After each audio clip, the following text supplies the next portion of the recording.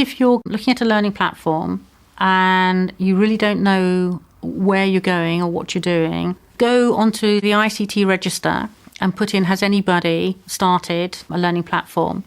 You will get lots of help then. And also network with your own local group of heads, because there's always somebody who's out there, and ask. And the biggest thing is take things really, really slowly. 4 of us senior managers brainstormed using mind mapping software who would want to use our platform and what would they want to use it for. And that gave us a plan that we could then take out to the rest of the staff, and we used the platform to do that by a discussion group. We got started with a whole school approach. We felt as a management we had to lead the learning platform forward. It was no good it just being one person trying to do this. It had to be led across school. We had to give our staff ownership of the learning platform for them to value it and come back to it. At first, we were driving the learning platform. Now the children are driving. They're telling us what they want on the learning platform. First of all, we wrote it into the school improvement plan, and we wrote down the steps we were going to do and did it over an 18-month period. Part of that was training, and we had inset days on using it to upload planning and using it for communication. Then people went off and did it for a bit. Then we had some more training.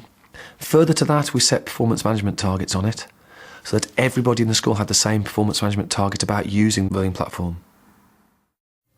We launched it in September when staff were fresh, and they went along with it much more readily than they might have done otherwise. We had staff training and people were genuinely enthused about it. We kept it quite simple and said, hey, 10 easy things you can do with a learning platform, and they were really simple things like email. We made some essential processes in school go through the learning platform. So in order to book the minibus, to book the library, to report an IT fault, you had to do it online. And that got them using it really quickly. Once we got them using it, there was no stopping them.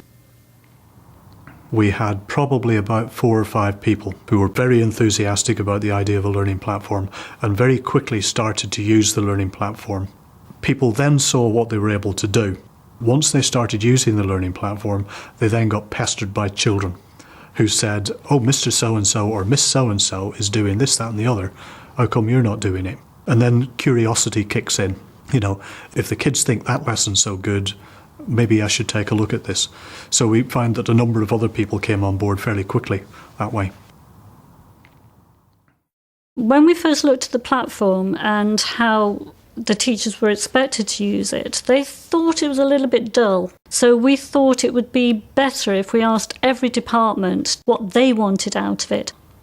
I started by creating their front ends for them, and that made them sort of more excited in getting resources up onto the platform. Then we started to develop the functionality of the platform, and once they'd got something in there that they really liked, then they got more involved. We don't tell anybody what they have to have, we ask them what they want, and then we train them and support them to get that.